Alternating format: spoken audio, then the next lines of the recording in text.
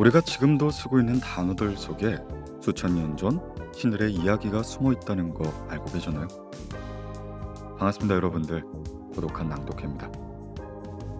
오늘은 수많은 이야기의 뿌리가 되었던, 그리고 지금도 영화나 책, 게임 속에서 끊임없이 재해석되는 그리스 로마 신화의 세계로 함께 떠나보려고 합니다.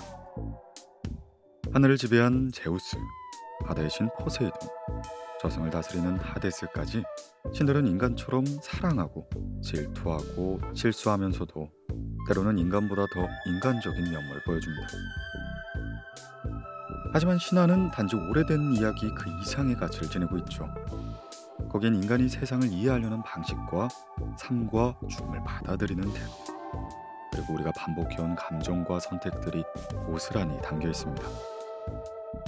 오늘 고독한 낭독회에서는요, 그리스 로마 신화 이야기들과 신화가 우리 삶과 사회, 문화 등에 어떤 영향을 끼치는지를 소개하는 세상은 신화로 만들어졌다, 이 두 가지 작품을 같이 소개해드리려고 합니다. 네, 그럼 고요한 밤에 어울리는 고대 신화, 오늘 고독한 낭독회에서 잠시 만나보시죠.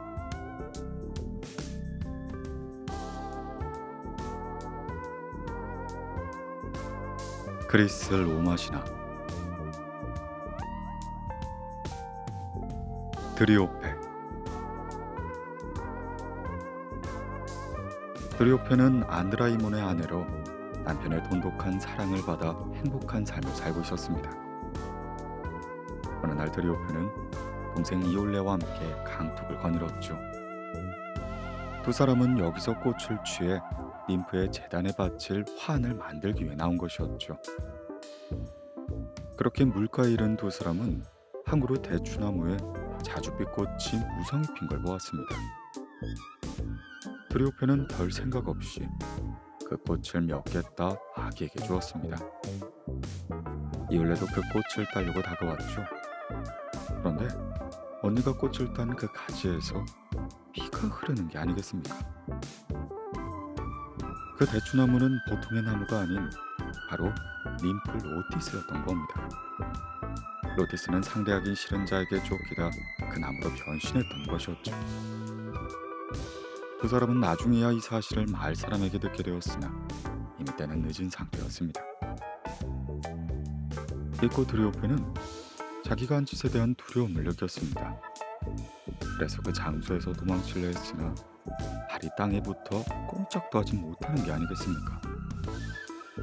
발을 때리고 아무리 움직여도 발은 꼼짝도 하지 않았고 움직이는 건 상체뿐이었습니다. 그렇게 드리오페는 아래서부터 점점 나무가 되어가기 시작했습니다. 너무 괴로워 머리카락을 잡아 뜯으려 했으나 손은 잎이 잎으로 무성한 상태였고요. 어린아이는 어머니의 가슴이 딱딱해져 젖이 나오지 않자 한껏 칭얼거리기 시작했습니다. 이올레는 언니의 운명을 바라볼 수밖에 없었습니다. 그녀는 나무로 바뀌어가는 부분을 저지라도 하려고 조개를 꽉 껴안기 시작했습니다. 자기도 차라리 나무 껍질에 쌓여버리고 싶은 생각이었죠.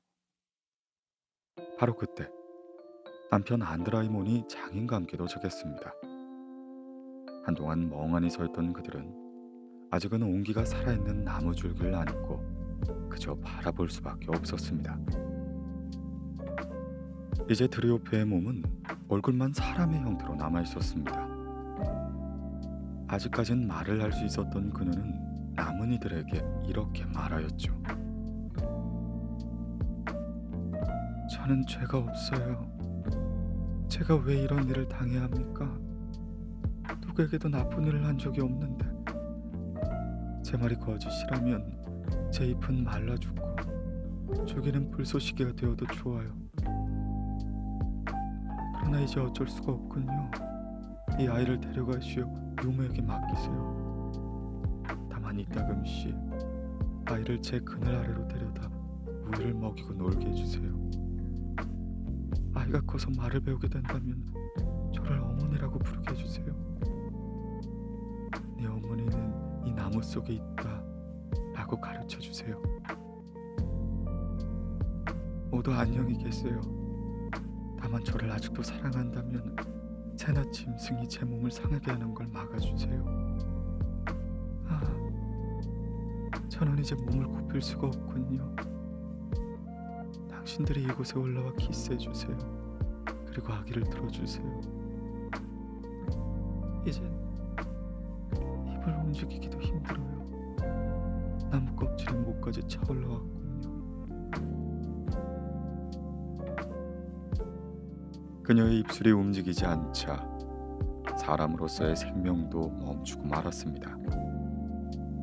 다만 그녀의 가지만이 그녀의 체온을 가지고 있었죠.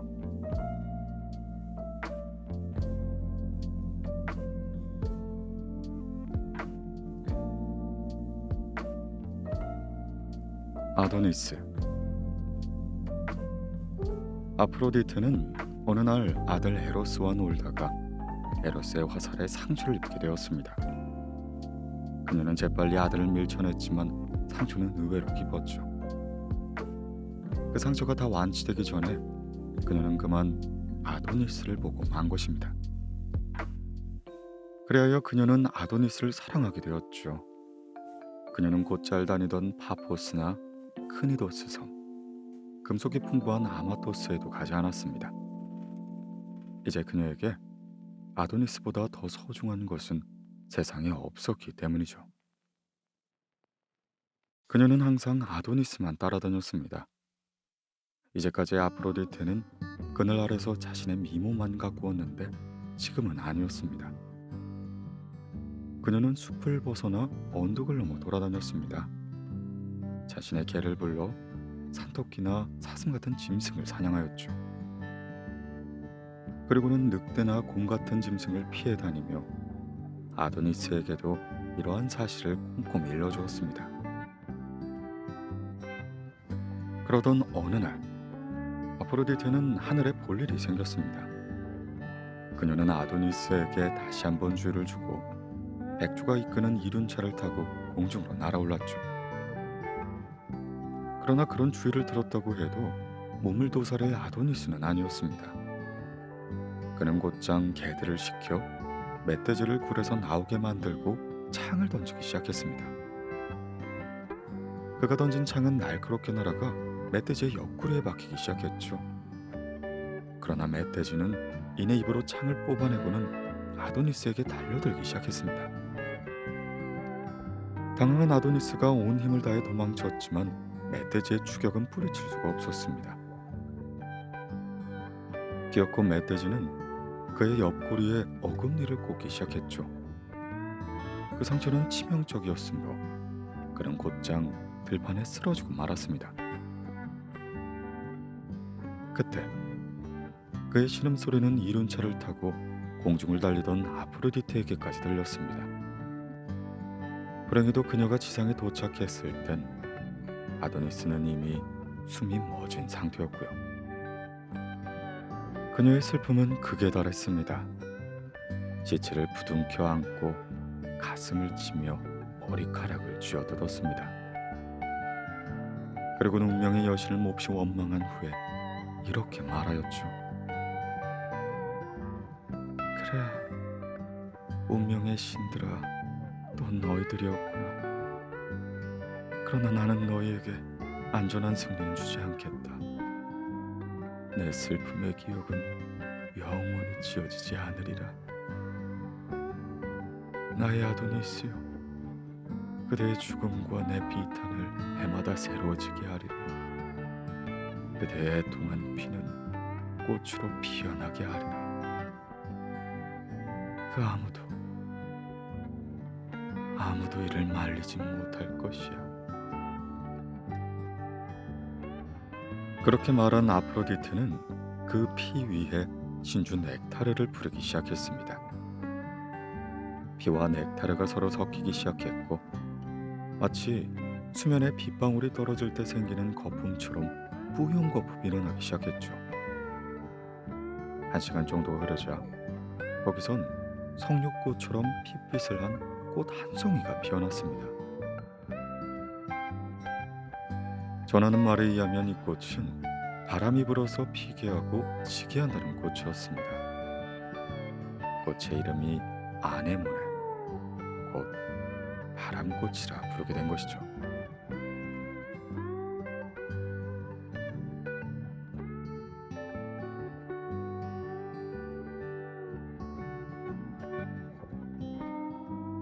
포모나. 하마드리아스는 숲의 ним프들입니다. 이들 가운데 포모나라는 ним프가 있는데 그녀는 과수원을 좋아하고 과일을 가꾸는 데 있어 타의 주정을 불허했죠. 그러나 숲이나 강에 대한 관심은 전혀 없었습니다. 그녀의 관심은 오로지 잘 일군 땅과 달콤한 사과나무에 있었어요. 그녀의 무기는 전지칼이었는데 이 칼로 그녀는 나무에 자란 가지나 보기 안 좋은 가지를 쳐냈습니다. 어떤 때에는 가지를 쪼개어 접목 작업을 했고 새로운 열매를 맺게 했습니다. 나무들이 이따금 가뭄에 탈까봐 뿌리 근처로 물기를 더 주기도 했고요. 일하는 포모나는 언제나 행복했습니다. 열정을 쏟으면 쏟을수록 그녀의 행복은 더욱더 올라갔습니다. 그러다 보니 아프로디테가 관장하는 연애는 생각조차 나지 않았죠.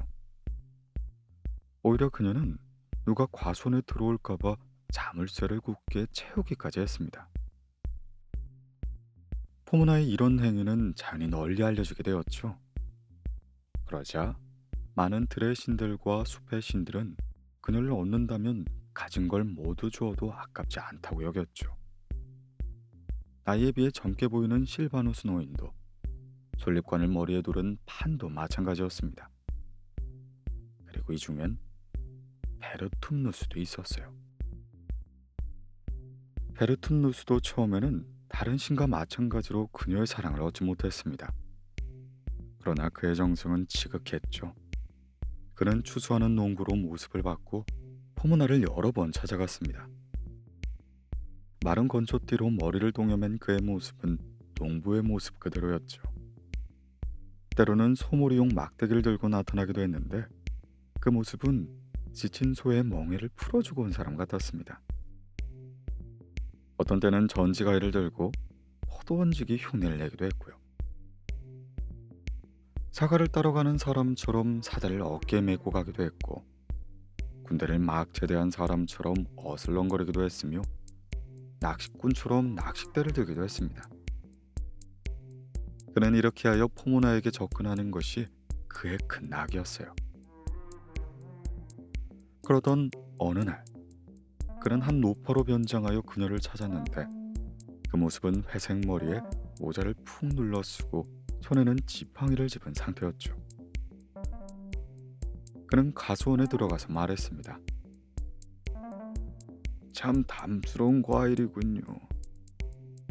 그런데 아가씨, 저 느릅나무만 혼자 서 있다면 어쩔까요? 커다란 잎사귀만 잔뜩 피어 우리에게 주는 것은 없겠죠. 포도나무도 마찬가지죠. 우뚝 선 느릅나무가 없다면 땅에 엎드려 있기나 했을 겁니다. 저 느릅나무와 포도나무는 우리에게 큰 교훈을 주고 있지요. 아름다운 아가씨, 아가씨도 짝을 맺는 것이 어떠실까요? 아가씨의 인기는 헬렌에도 페넬로페도 누리지 못한 것이지요. 이 세상에 아가씨만큼 많은 구원자를 거느린 여자는 없을 겁니다. 전원의 신들은 물론이고 이 부근에 있는 모든 신들이 아가씨를 원하고 있으니 말입니다. 그렇지만 아가씨, 신중하게 생각해야 합니다. 이 늙은이의 생각을 따라주셔요. 저는 베르툼누스를 아가씨에게 말씀드리고 싶군요. 그는 아가씨를 무척이나 사랑한답니다. 제가 그에 대해선 잘 알고 있는데 그 사람의 사랑은 요즘 다른 사람들처럼 값싼 것이 아니랍니다. 또 그는 떠도는 신도 아니고 바로 이 산에 훌륭한 집을 짓고 산답니다. 그분은 오로지 당신만을 사랑할 준비가 돼 있는 분이에요. 젊고 미남인 그의 재주는 온갖 형상으로 둔갑할 수 있지요.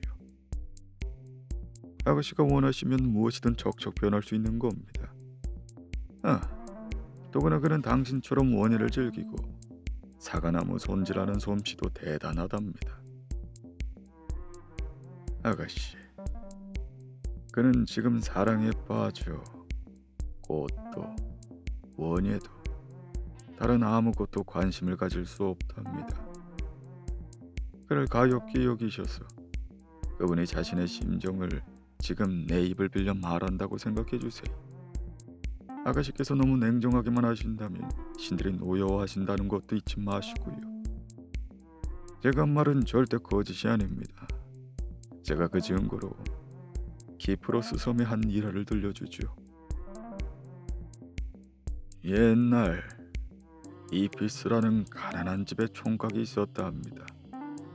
어느 날 데우케르 집안의 딸인 아낙사레테를 보고 그는 그만 홀딱 반해버리고 말았죠. 그녀를 짝사랑하게 된 겁니다. 그는 온갖 구애를 노래한 편지와 꽃다발을 보냈습니다. 허나 아낙사레테는 그를 비웃고 조롱하고 도무지 접근할 틈도 주지 않았다 합니다. 결국 이피스는 자신의 사랑은 희망 없는 절망뿐이라는 걸 알고는 그녀의 방문 앞에 서서 마지막 말을 했지요. 아낙사레트요, 당신이 이겼으니 나의 터무니없는 소원에 귀를 기울이지 마시오. 승리의 노래를 부르고 승리의 월계관을 쓰십시오. 나는 죽습니다. 무정한 마음이요.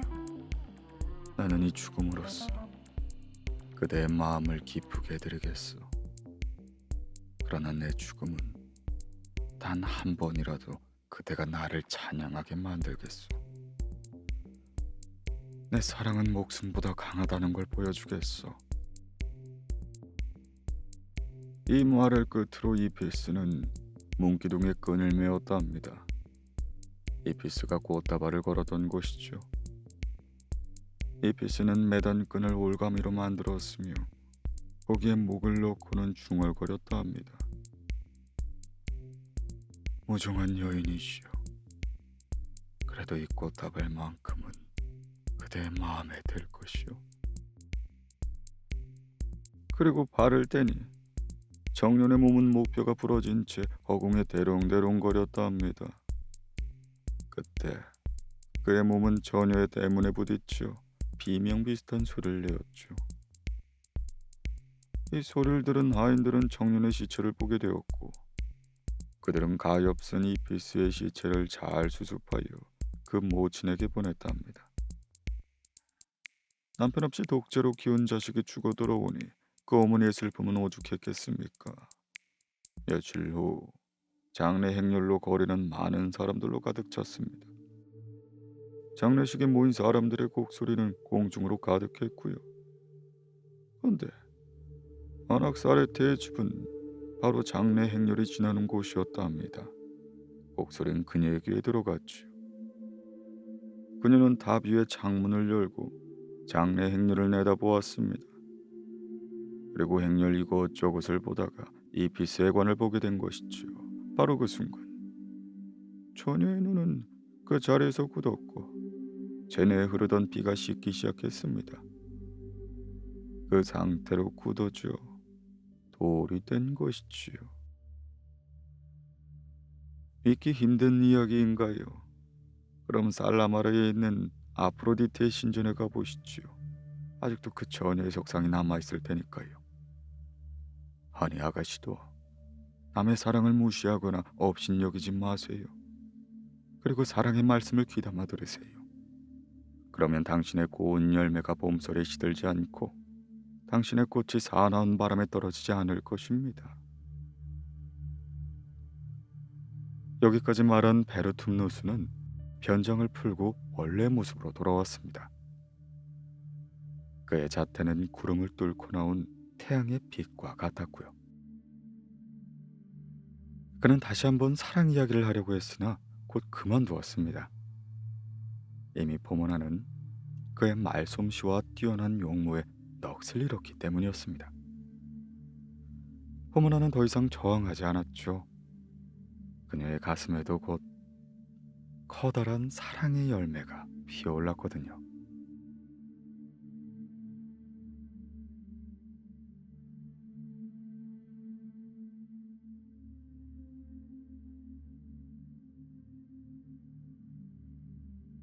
미르미돈. 미르미도네스는 트로이아 전쟁 때 아킬레우스가 지휘한 군대였습니다. 오늘날 맹목적인 태도로 우두머리를 섬기는 사람을 미르미돈이라 부르는데, 이는 여기서 연유된 말이었죠. 아테나이와 크레타 전쟁 중의 일이었습니다. 아테나이아의 왕 케팔로스는 친구이자 동맹자인 아이아코스의 힘을 빌리고자 아이기나 섬으로 갔습니다.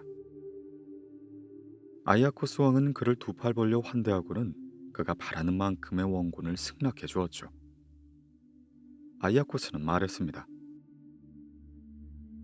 내게는 백성의 수가 많기에 이 나라를 지키는 것은 물론 그대가 원하는 병력 또한 나눠드릴 수 있습니다. 그러자 케팔로스가 대답했죠. 너무나 고마우신 말씀입니다. 근데 솔직히 말씀드리면 참 이상합니다. 여기 모인 이 많은 병사가 모두 같은 또래로 구성되어 있습니다. 더구나 전에 본 병사는 아무도 보이지가 않고요. 대체 어찌된 일입니까? 아이아코스는 긴 한숨을 몰아쉬고는 슬픔에 잠긴 목소리로 대답하였습니다. 지금 막 말씀드리려던 참이었습니다. 왕께서 전에 하시던 그 부하들은 이미 오래전에 진토가 되었지요. 한때 이 나라는 헤라 여신이 진노하여 보낸 역질이 모든 생명을 쓸어버렸던 적이 있었습니다. 그녀가 이 나라를 미워한 원인이 이 나라의 국호가 제우스가 총애하신 아이기나 이름을 썼기 때문이었습니다. 아무튼 우리는 이 역질을 대담케 보지는 않았습니다. 흔히 있는 일로 여기고는 우리는 민간 요법으로 해결하려고 했지요. 그런데 얼마 못 가 이 병이 우리 힘으로는 감당할 수 없었음을 알았습니다. 역질이 처음 시작했을 때 하늘은 마치 땅 위로 내려앉는 것 같았습니다. 짙은 구름이 뜨거운 공기를 감싸고 있었으니까요. 넉 달이란 시간 동안 끈끈한 남풍이 불어왔습니다. 그런데 이 역질이 우물과 샘으로 들어갔고 수천 마리의 뱀이 기어다녔고 샘마다 도끼를 뿜기 시작했습니다. 맨 처음의 질병은 개나 소, 양과 새 같은 하등 동물을 덮쳤습니다. 이를 하던 소가 일항에 쓰러지기 시작했고 양떼가 울부짖었죠. 경마에서 선두를 달리던 말은 마구간에 들어앉아 죽어버리게 되었습니다. 멧돼지는 저돌성을 잃었고 사슴은 인첩성을 잊었고 곰은 용맹함을 잊었습니다. 모든 동물이 생기가 사라진 것이죠. 시체는 길이나 들, 숲속 어디에서나 질비했습니다. 대기는 썩은 동물의 악취들로 가득했고요. 거짓말 같겠지만 들기나 새는 시체를 파먹으려고 하지 않았습니다. 그러자 부패한 시체는 역지를 더 많이, 더 멀리, 더 넓게 퍼뜨리기 시작했지요. 이제 역질은 시골 사람부터 도시 사람까지 덮쳤습니다. 처음엔 양볼이 상기가 되고 호흡에 어려움을 주었습니다. 다음엔 혓바늘이 돋고 확대된 혈관 때문에 입술을 벌릴 수가 없게 되었습니다. 의원들도 속수무책이었죠.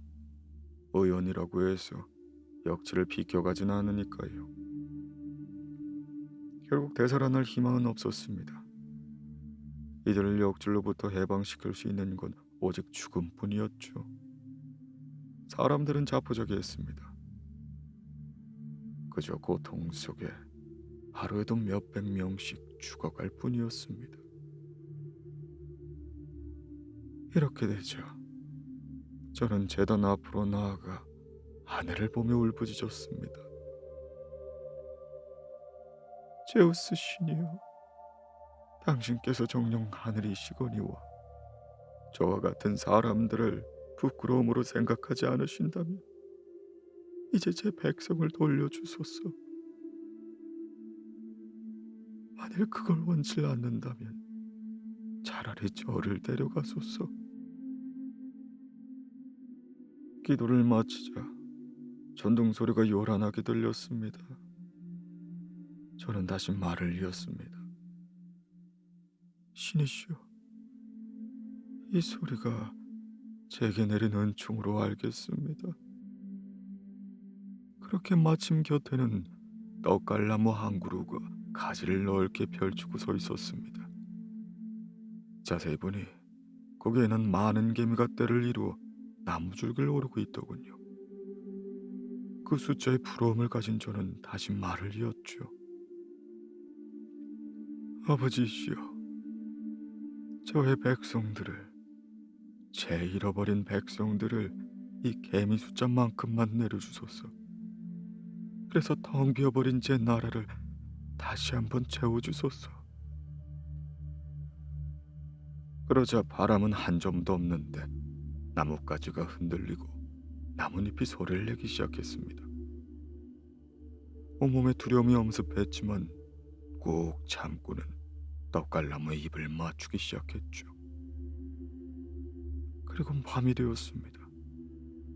노심초사하던 참이라 잠이 마구 쏟아지더군요. 그 떡갈나무의 가지엔 살아서 움직이는 생물이 가득했습니다. 그런데 나무는 가지를 마구 흔들어 개미떼를 사방으로 떨구는 것 같았습니다. 그 순간 땅바닥에 떨어진 개미는 점점 커지더니 나중엔 똑바로 섰습니다. 그러더니 나머지 다리와 검은 피부가 사라지더니 사람의 모습으로 바뀌는 것이었죠. 그때 아들 델라몬이 신전문을 활짝 젖히며 말했습니다. 아버지, 아버님의 소원이 그 이상으로 이루어졌습니다. 이게 무슨 일일까요? 놀라움과 반가움으로 멍하니 서 있는데 거대한 행렬은 다가와 내 앞에 무릎을 꿇고 있었습니다. 나를 그들의 왕이라고 불렀죠. 저는 제우스 신께 서약을 하고 텅 빈 도시를 이들에게 나눠주며 전답을 분배했습니다. 그리고 이들이 개미가 변해서 나왔기에 미르미도네스 라고 부른 것이죠.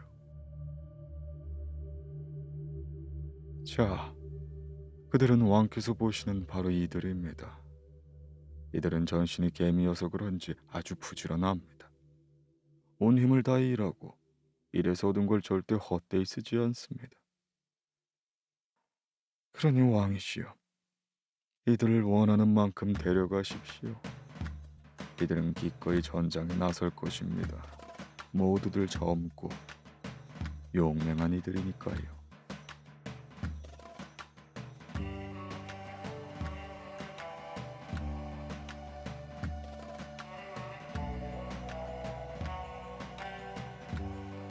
니소스와 스킬라.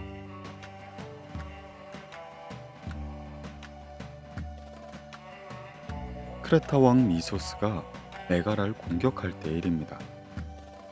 메가라의 왕은 니소스였는데 그에게는 스킬라라는 딸이 있었죠. 니소스의 포위 공격은 6달이나 지속되었지만 메가라는 끄떡도 하지 않았습니다. 그 이유는 니소스 왕의 머리카락 속에 있는 자주색 머리카락 하늘에 있었어요. 분명은 이 자주색 머리카락이 니소스 왕의 머리에 붙어있는 동안엔 메가라국이 함락을 허용하지 않았던 거죠. 이 메가라국의 성벽에는 높은 탑이 하나 있었는데 이 탑에서 보면 이노라 왕이 포진한 군대가 한눈에 들어왔습니다. 스켈라는 이 탑에 자주 올라가 적 진영을 내려다보곤 했죠. 그러다 보니 너무 오랫동안 지속된 포위 덕분에 그녀는 적 장수들의 얼굴을 구별할 수 있게 되었습니다.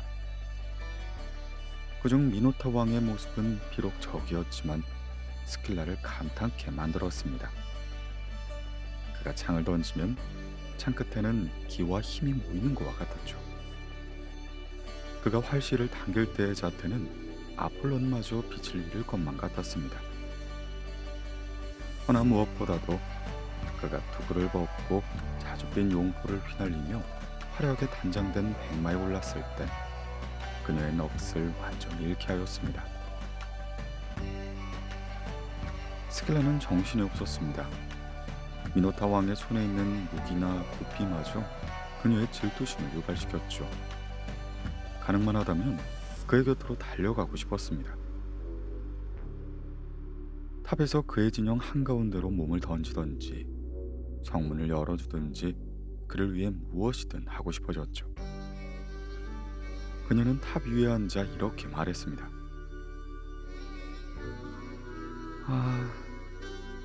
이 전쟁을 기뻐해야 하나 슬퍼해야 하나. 그가 우리의 적이라는 사실은 슬픈 일이지만 내가 그를 알게 된 건 이렇게나 기쁜 일이 아닌가. 그가 나를 인질로 잡아 아버지에게 화평을 요구한다면 기꺼이 들어주겠어. 아니면 내가 날개만 있다면 그에겐 나라가 항복을 하고 말겠어. 아니야, 그건 아버지를 배신하는 일이니까 차라리 내가 그를 안 보는 것이 좋겠어. 정복자가 인정이 많고 온화한 사람이라면 정복당하는 것이 훨씬 나을 수도 있잖아. 더구나 정의는 미노스 편에 있어서 어차피 우리는 정복당하게 될 거야. 그렇다면 내 사랑을 위해 성문을 열어준데 무엇이 나쁠 것이 있을까? 어차피 곧 열릴 성문인데 괜히 시간만 끌 필요는 없잖아. 차라리 이 나라를 지참금으로 하고 나를 그에게 주어 이 전쟁을 끝냈으면 좋으련만. 성문엔 경비병이 있고 열쇠는 아버님이 쥐고 있으니 내가 지금 필요한 것은 오로지 아버님의 자주색 머리카락 한 올이야. 그것만 있으면 되는 거야. 그를 만날 수가 있을 거야. 스킬라가 이렇게 깊은 생각에 잠겨있는 동안 밤은 찾아와 성 안의 사람들은 깊은 잠에 빠졌습니다. 그러자 그녀는 아버지의 침실로 몰래 숨어 들어가 그 머리카락을 뽑기 시작했죠. 그녀는 성문을 빠져나와 적진으로 들어갔습니다. 그리고 미노스 왕을 만나 이렇게 전하였죠. 저는 니소스의 딸 스킬라입니다.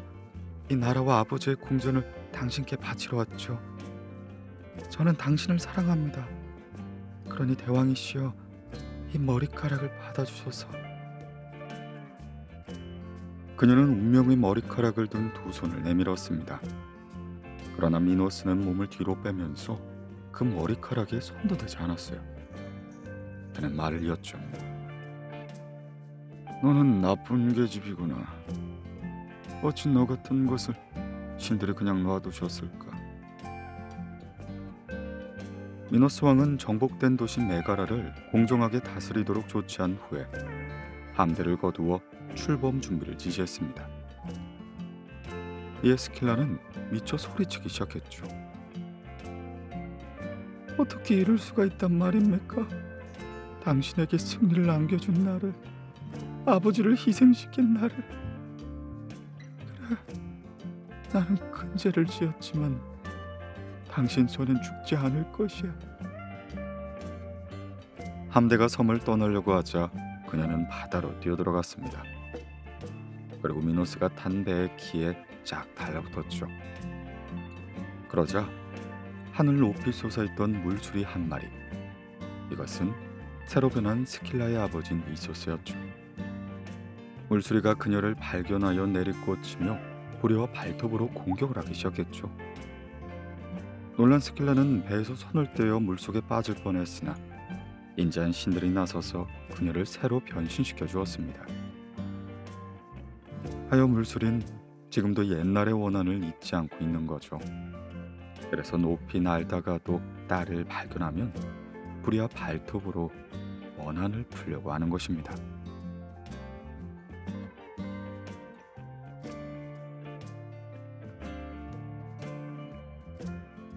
페르세우스와 메두사. 페르세우스는 제우스와 다에나의 아들입니다. 그의 외조부 아크리시오스는 자기가 외손자 손에 죽게 될 것이라는 신탁을 읽고는 딸 다에나와 외손자를 상자에 가두어 바다에 뛰어버렸죠. 상자는 세리포스 섬으로 떠내려가 한 어부에 의해 발견되었습니다. 어부는 다이나 모자를 그의 왕 폴리텍테스에게 데리고 왔죠. 왕은 그들을 따뜻하게 맞아주었습니다. 훗날 페르세우스가 장성하자 왕은 그에게 무서운 괴물 메두사를 물리치라는 임무를 주었습니다. 메두사는 원래 아름다운 처녀였어요.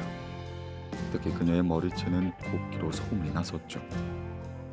그런데 그녀의 자만심은 감히 아테나의 아름다움과 경쟁을 하려 했고, 이에 분개한 아테나는 그녀의 아름다움을 앗아가버렸죠. 그녀의 탐스러운 머리채는 슉슉 소리를 내는 뱀으로 만들어져 버렸습니다. 그리고 누구나 그 모습을 보기만 한다면 돌이 되어버렸습니다.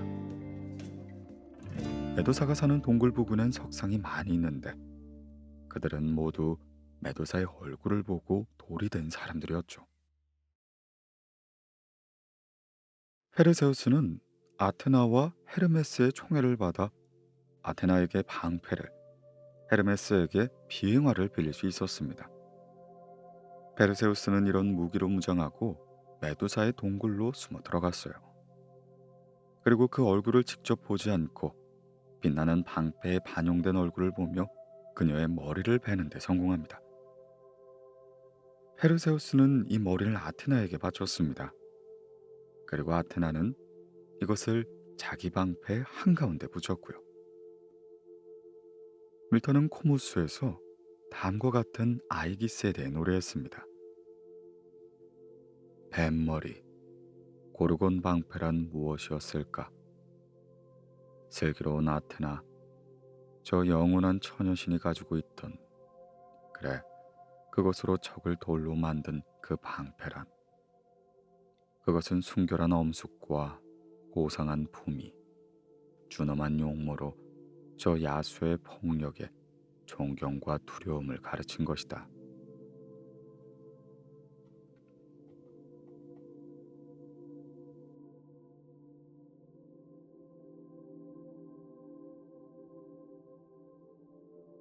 세상은 신화로 만들어졌다. 제1장, 인류 문명을 창조한 파괴적 존재, 프로메테우스.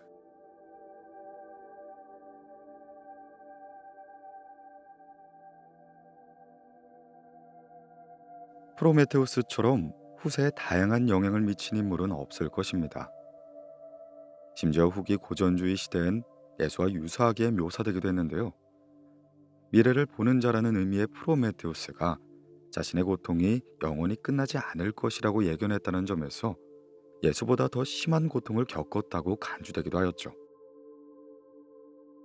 프로메테우스는 잔인한 폭군 앞에서 자유의 횃불을 휘두르는 영웅으로 묘사되기도 했고, 인류에게 최초로 불을 전함으로써 인간의 삶을 진보시킨 자로 칭송받기도 했습니다.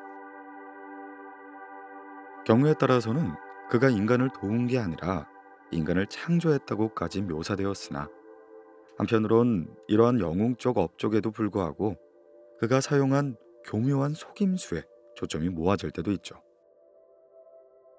어쨌든 프로메테우스에 대한 다양한 재해석 중 그를 대표하는 특성은 그가 인간과 가까운 사이였고, 동시에 이로 인해 끔찍한 화를 입었다는 사실이었습니다. 전략가, 저항가, 그리고 창조자. 호메로스의 서사시보다 더 오래된 초기 그리스 신화를 살펴보도록 합시다. 시인 헤시오도스는 서사시 신들의 계보에서 우주의 탄생을 얘기하면서 제우스의 왕국이 건설되기까지의 에피소드를 들려주죠. 이 이야기의 많은 부분이 타이탄의 활동을 중심으로 전개되는데, 타이탄이란 제우스보다 먼저 존재했던 신으로 제우스를 비롯한 올림포스 12신들과 충돌하는 부분이 있었습니다.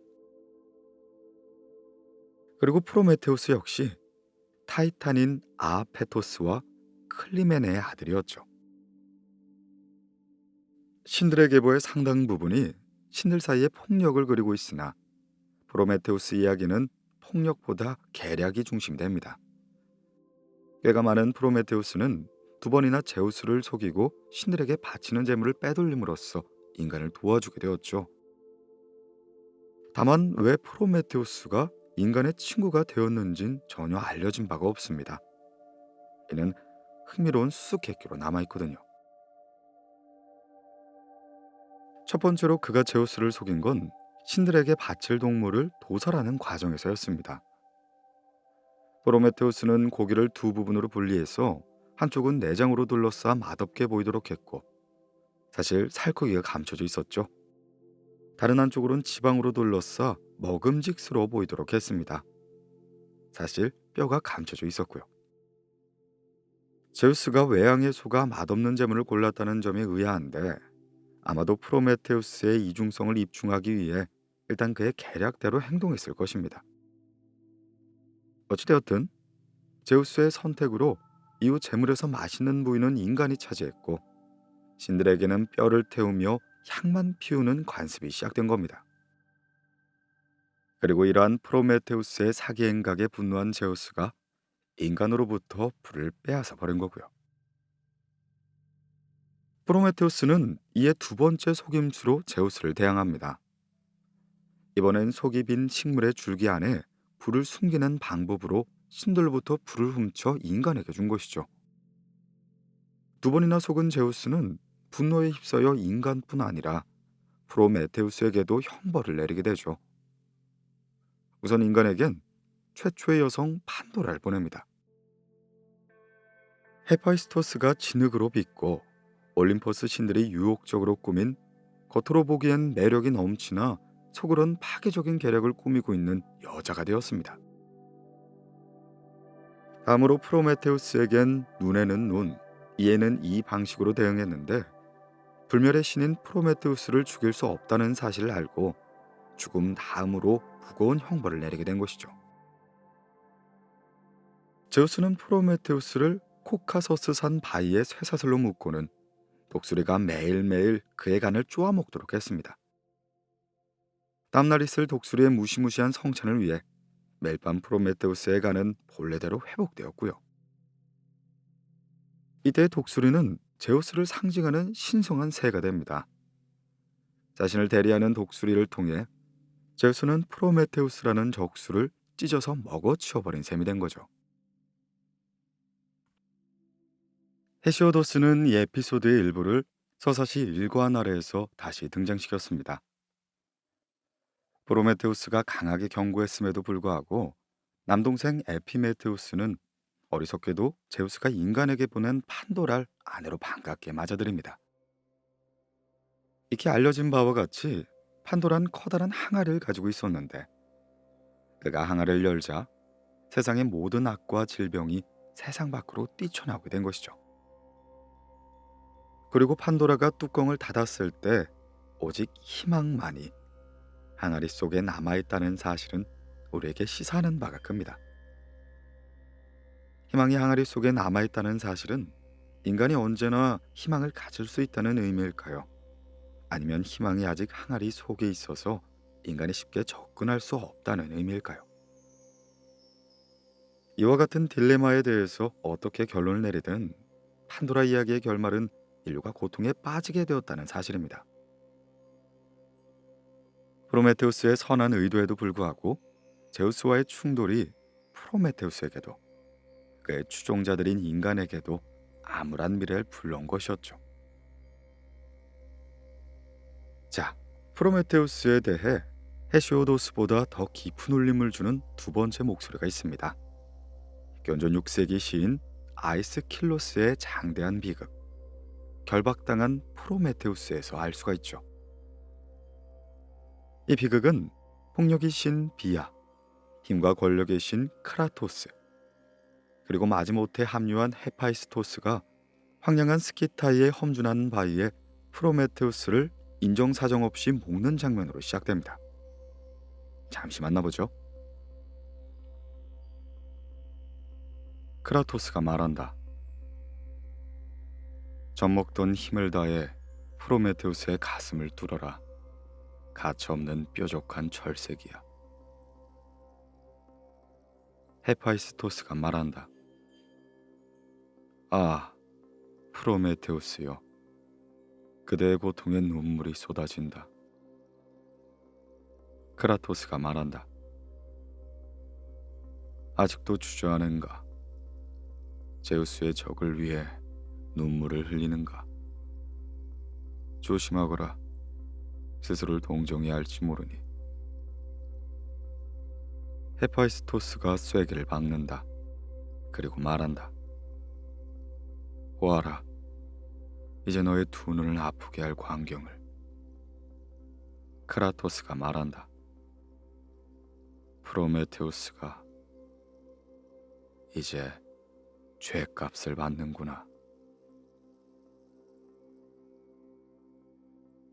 이 이야기는 수천 년의 세월을 관통합니다. 프로메테우스가 인간에게 건네준 모든 것, 불과 이성, 별자리 전설, 수학, 글, 의학, 그리고 점술 등을 떠올리면서 과거로 거슬러 올라가는 듯하지만 이 비극이 미래를 예견하는 그의 능력에서 시작되었기 때문에 전체적으로 과거보단 미래에 초점이 맞춰지죠. 프로메테우스는 예리한 통찰력 때문에 자신 앞에 놓인 고통의 마지막 한 방울까지 속속 알게 될 수밖에 없습니다.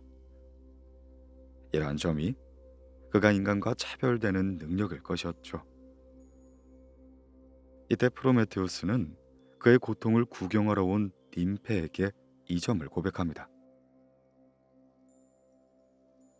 프로메테우스가 말한다. 나는 인간이 나의 죽음을 더 이상 예견하지 못하도록 만들었다. 코러스가 말한다.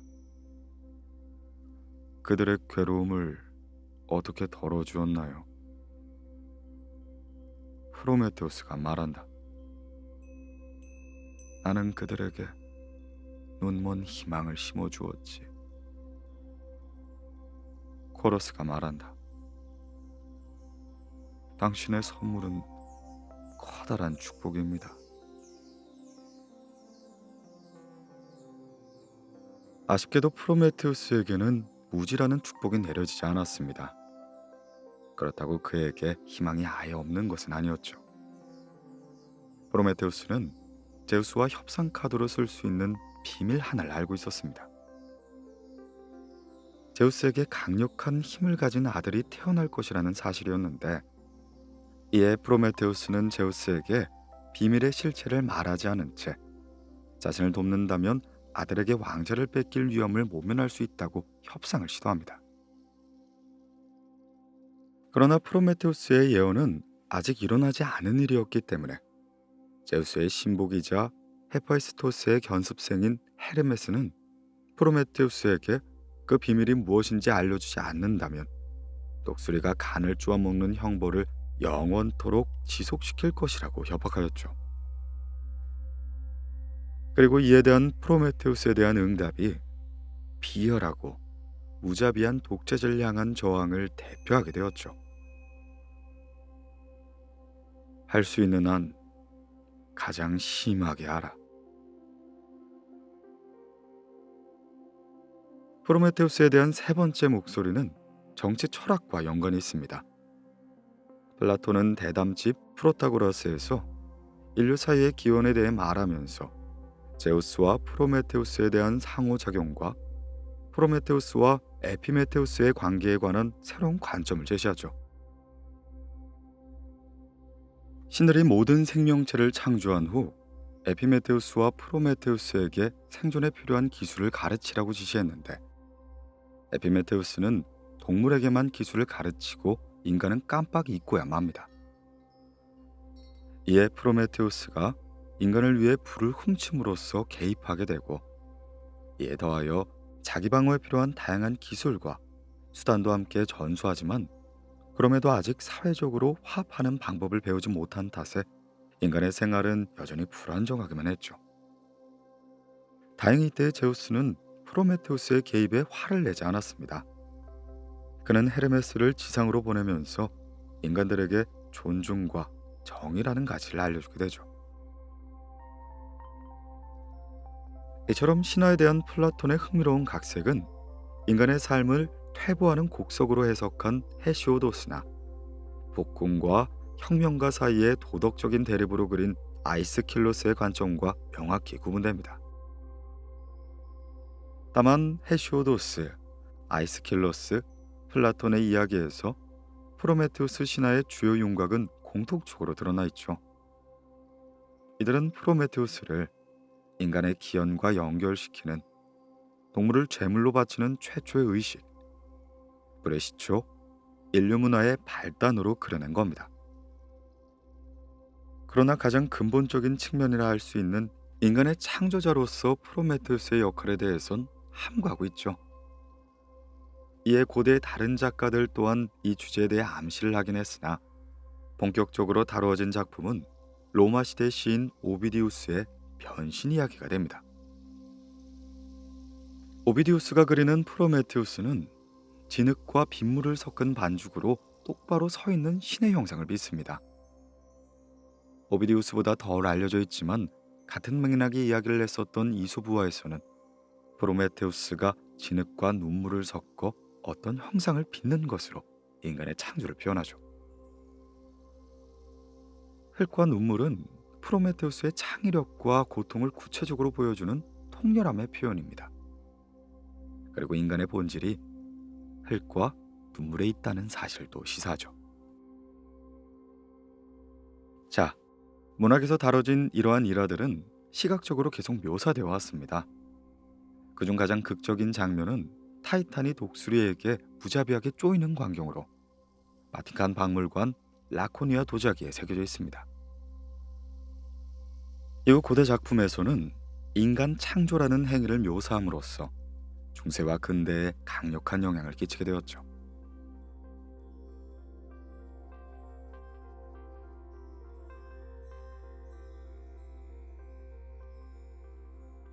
중세와 르네상스 시대, 감히 신에게 맞서다.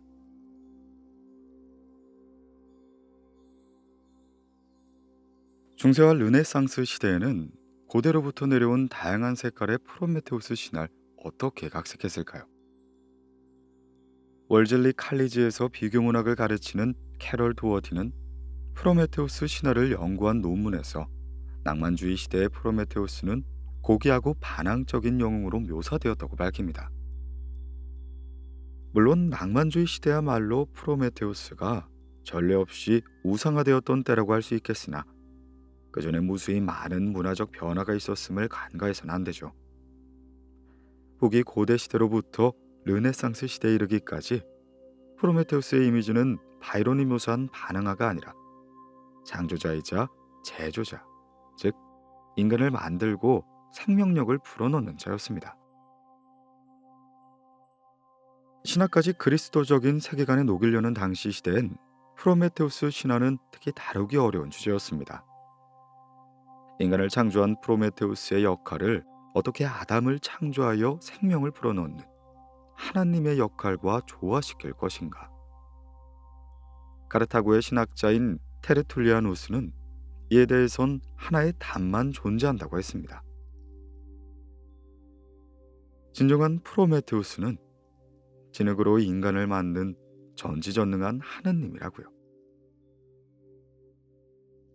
1세기가 지난 후 북아프리카 신학자인 락틴티우스는 하나님의 창조에 대한 프로메테우스의 도전을 자신만의 방법으로 해석했습니다. 그에 따르면 프로메테우스는 오직 인간의 형상을 본떠 조각상을 만들었을 뿐이며 실제 사람을 만든 창조자는 하나님이 유일하다고 본 것이죠. 프로메테우스의 비범한 재능을 인정함과 동시에 그를 인간화시키는 과정이라 볼 수 있겠네요. 그리고 이는 아우구스티누스가 이어갑니다. 아우구스티누스는 프로메테우스를 두고 인간에게 지혜를 가르치는 가장 뛰어난 스승이라고 했거든요. 프로메테우스에 대한 이러한 접근은 공통적으로 그를 기독교의 창조자를 예비하는 존재로 보지만 창조자의 유일무이한 지혜에 대해선 절대 의문을 품지 않습니다. 이러한 접근법이 포괄적으로 에우헤메리즘에 속하죠. 에우헤메리즘은 평범한 인간을 기준으로 신을 해석하고 신들의 행위는 실제 현실의 사건을 반영한다고 보는 접근법입니다. 이와 달리 신화를 우화로 간주하는 접근법도 있는데 이 역시 중세시대의 에우헤메리즘만큼 중요하게 여겨졌죠. 우화적인 접근법에 따르면 해석자의 목표는 겉으로 보이는 명백한 사실 뒤에 숨은 진짜 의미를 밝혀내는 것입니다. 이에 대한 전형적인 예가 이탈리아의 인문주의자인 조반니 보카치오가 14세기에 쓴 이교도 신들의 개통도 라는 논문에서 찾을 수가 있죠. 보카치오는 우선 흙으로 인간의 형상을 빚어내는 프로메테우스의 기교가 아테나의 이목을 끌었고 아테나는 그가 온전한 인간을 창조할 수 있도록 여러 방면에서 도왔다는 고대 이야기로 시작합니다. 이후 프로메테우스는 태양의 신 포이보스의 전차바퀴에서 펜넬 줄기를 연결하는 방법으로 불씨를 얻은 다음 불씨를 지상으로 가져와 자신이 창조한 인간에게 넣었다고 그리죠. 보카치오가 해석한 숨은 의미는 다음과 같습니다. 아테나의 지혜를 안내받은 프로메테우스는 하늘에서 명료한 진실, 불을 가지고 와 그가 창조한 인간의 형상 속에 집어넣음으로써 인간에게 야만 대신 이성을 선물했다고 보는 거죠. 보카치오에 따르면 코카소스 산에서 독수리가 간을 쫓는 형벌은 프로메테우스가 칩거하면서 깊은 생각에 잠겨 있음을 우화적으로 표현한 것이 됩니다. 이처럼 프로메테우스에 대한 우화적인 해석이 역사적으로도 오래되기도 했고 복잡한 흐름을 거치기도 하는데요. 그가 항상 도덕적으로 우월한 존재로 묘사된 것만은 아니었습니다. 16세기 이탈리아의 신화학자이자 시인 나플레 콘티는 방대한 분량의 기념비적인 저서 신화에서 프로메테우스가 신성 로마 제국과 대립하는 개신교를 대표한다고 본 것이죠.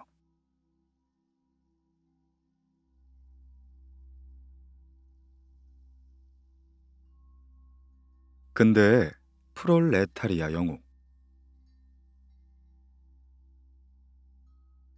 프로메테우스와 판도라 이야기에서 희망을 가지는 역할을 감안했을 때 프로메테우스 신화가 구시대의 적폐가 무너지고 자유주의적인 낙관주의가 만개했던 프랑스 혁명과 그 직후에 특별한 의미를 가진 건 당연한 결과일 겁니다.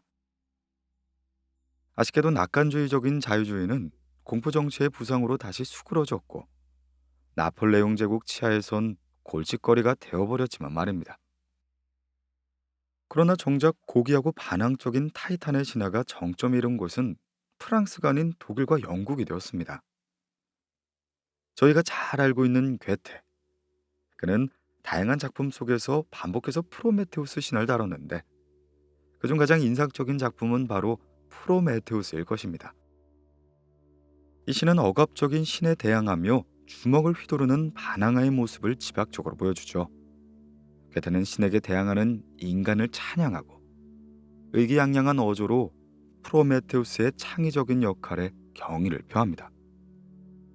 잠시 들어보시죠. 여기 나는 앉아 인간을 만든다. 나와 같은 형태로. 나를 닮은 종족은 고통받아 흐느낄 것이고 기뻐하고 즐거워할 것이다. 그리고 당신의 뜻을 더는 받들지 않을 것이다. 나보다 더.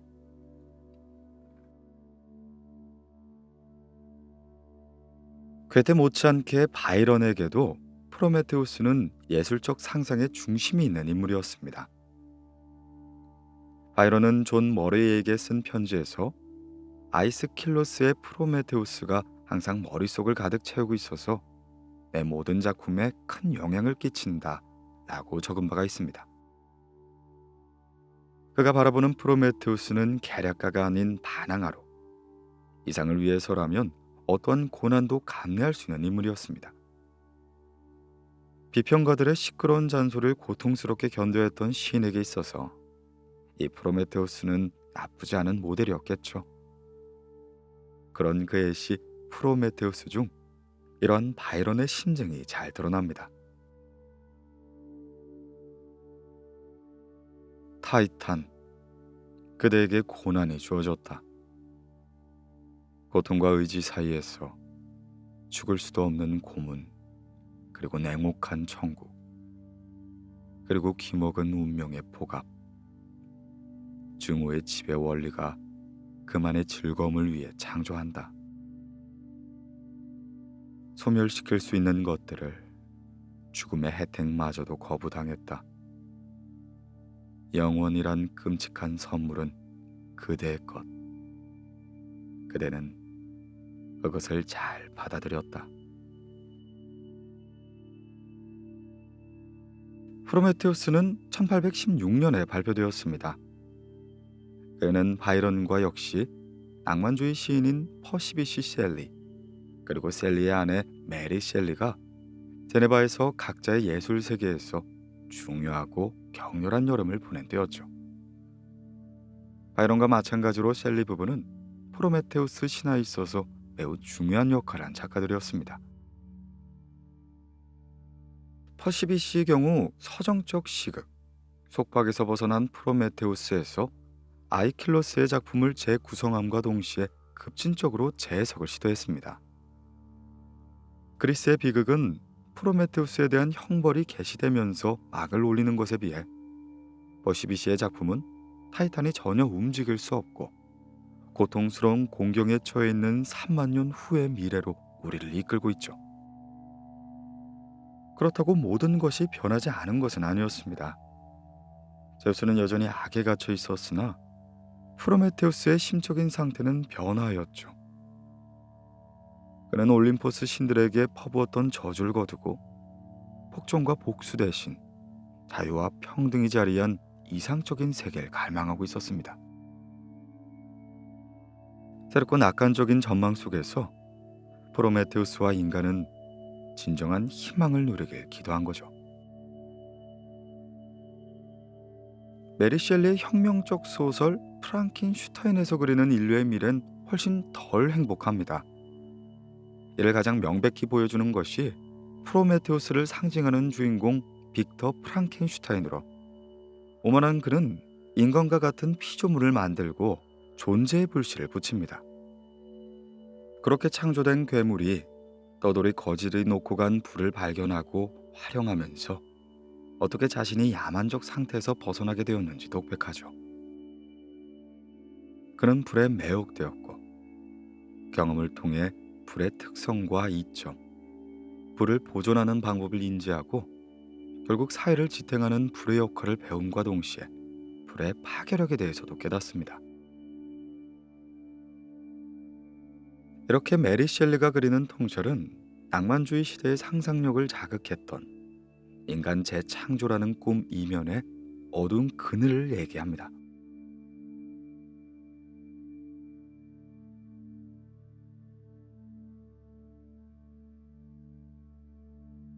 힘과 저항을 대표한 20세기. 헤시오도스와 아이스킬로스에 따르면 제우스는 전통적인 지배자였을 뿐만 아니라 살아있는 권력, 나아가 광신적 종교 집단의 대상으로서 동시대인들로부터 권위를 인정받았습니다. 그러나 신화 이면 종교적 배경을 거두어내면 제우스와 프로메테우스의 갈등엔 무자비한 독재자와 고귀한 자유 수호자의 정치적 대립만이 남아있죠. 한마디로 도덕적으로 양극단이 훨씬 더 부각되는 것입니다. 이러한 프로메테우스의 현대적인 이미지가 극작가이자 시인인 토니 해리슨이 각본을 쓰고 감독한 1998년작 프로메테우스에 잘 녹아져 있습니다.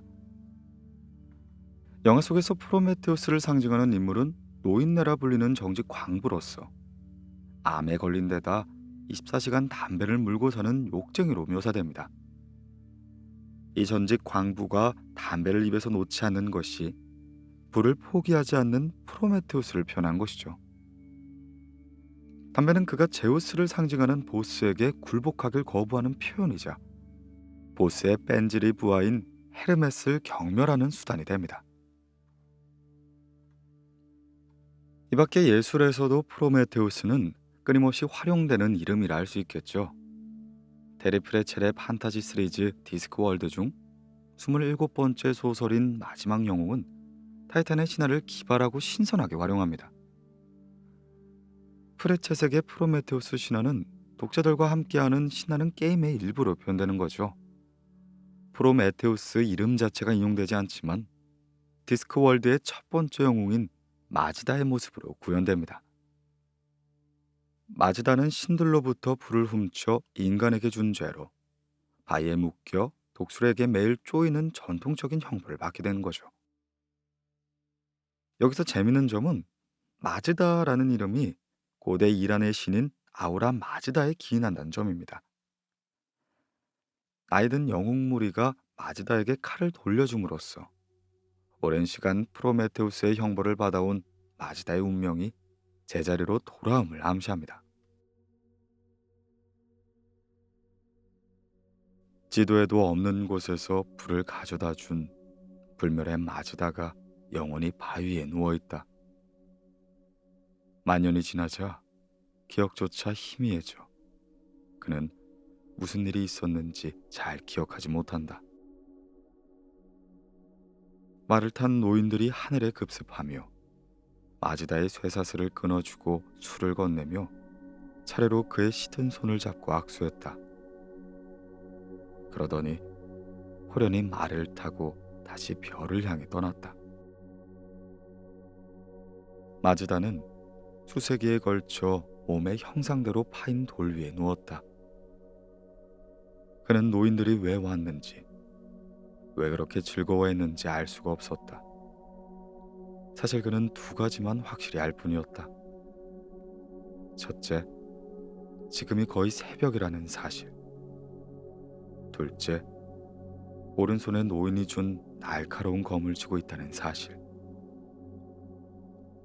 그리고 새벽이 다가오자 독수리의 날갯짓 소리가 들려왔다. 그는 이 순간을 즐기기로 마음먹었다.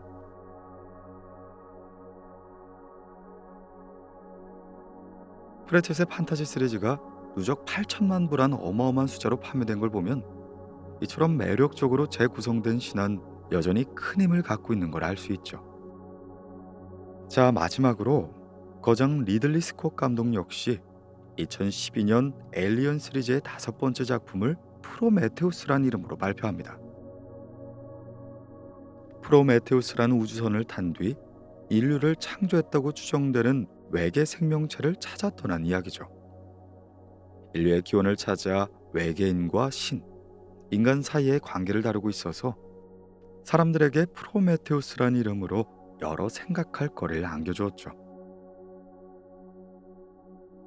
인간의 창조자, 계략을 쓰는 사기꾼, 저항하는 정치범, 고문받는 순교자, 기술자, 이것들은 모두 프로메테우스 역할 중 일부에 불과합니다. 프로메테우스가 인류에게 준 헛된 희망이 결국 인류를 위한 것이었을까요? 예지가 가는 의미는 심오하고 복잡할 겁니다. 이 프로메테우스 신화는 이를 이해하는 방법을 개인에게 제공하는 셈인 거죠.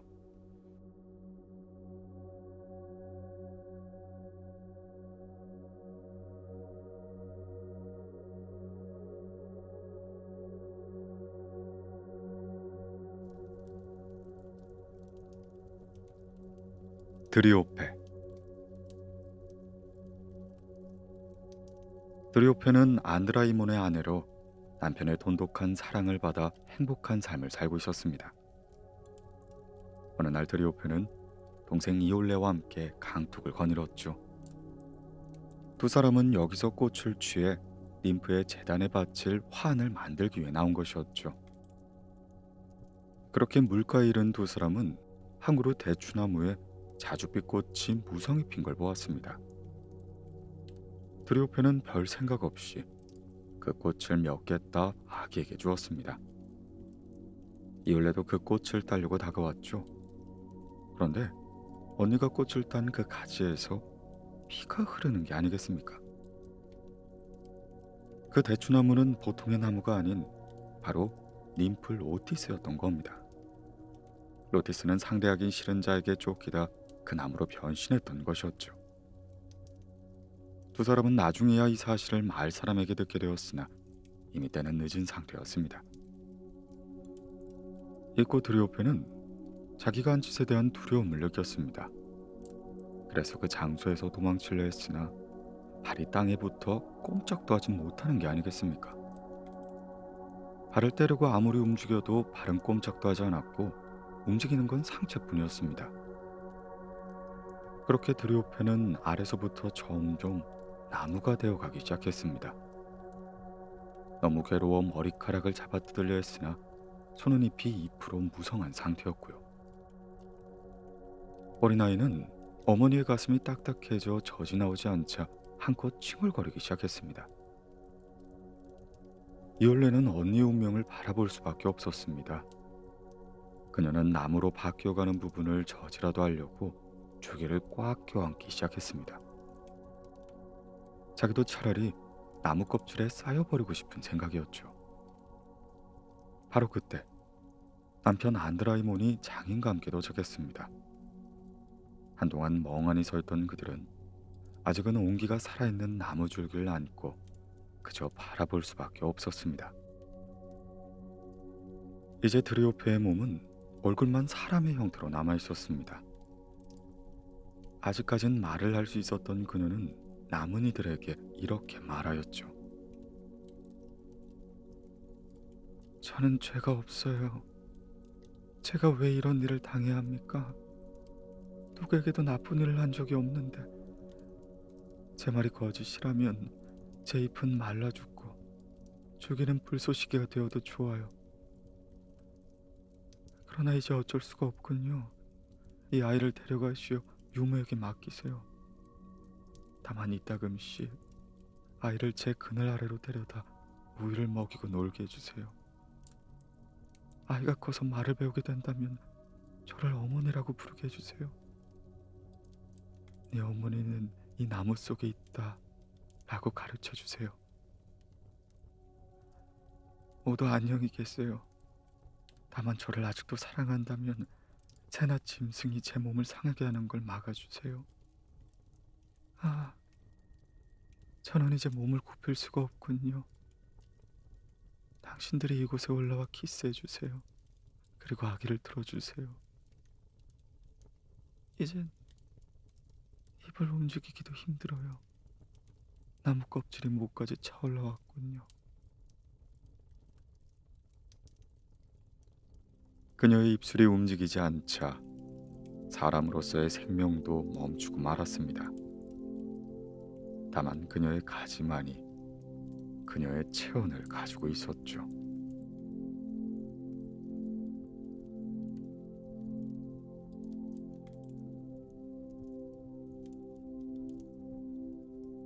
아도니스.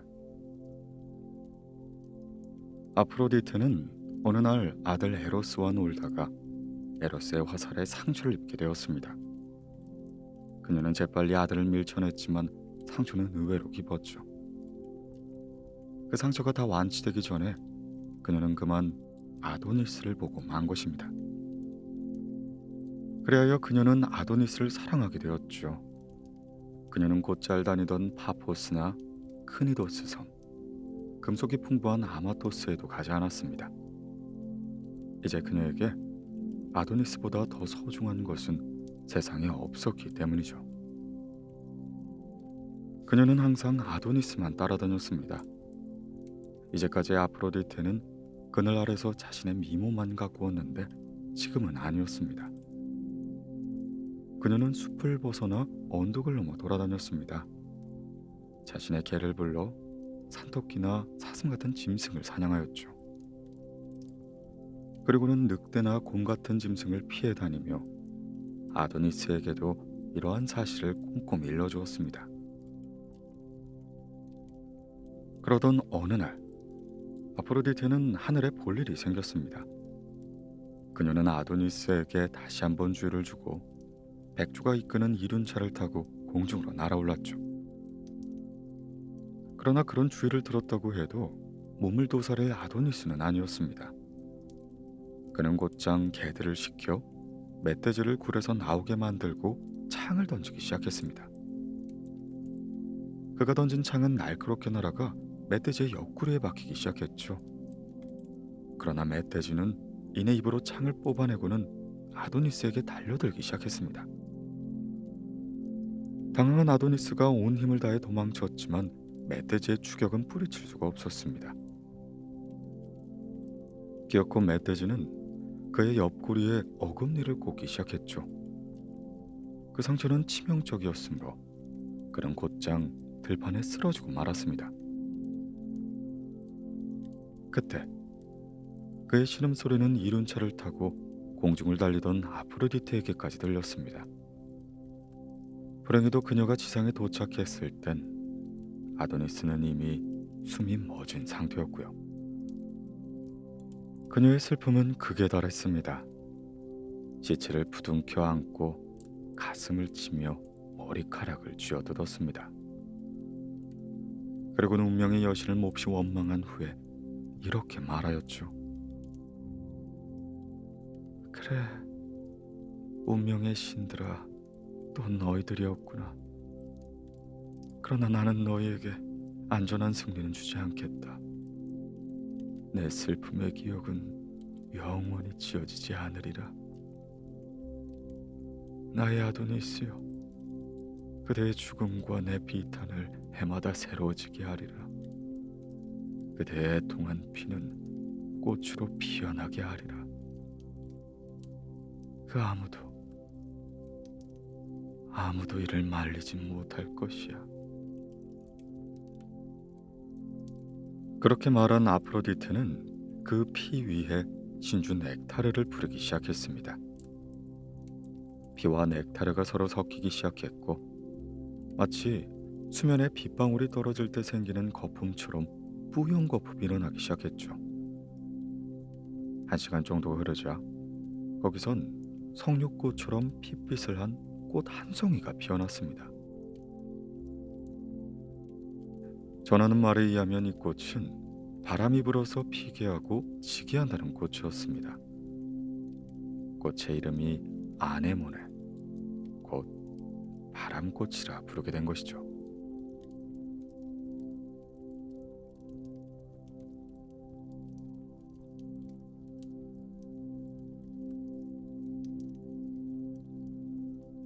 포모나. 하마드리아스는 숲의 ним프들입니다. 이들 가운데 포모나라는 ним프가 있는데 그녀는 과수원을 좋아하고 과일을 가꾸는 데 있어 타의 주정을 불허했죠.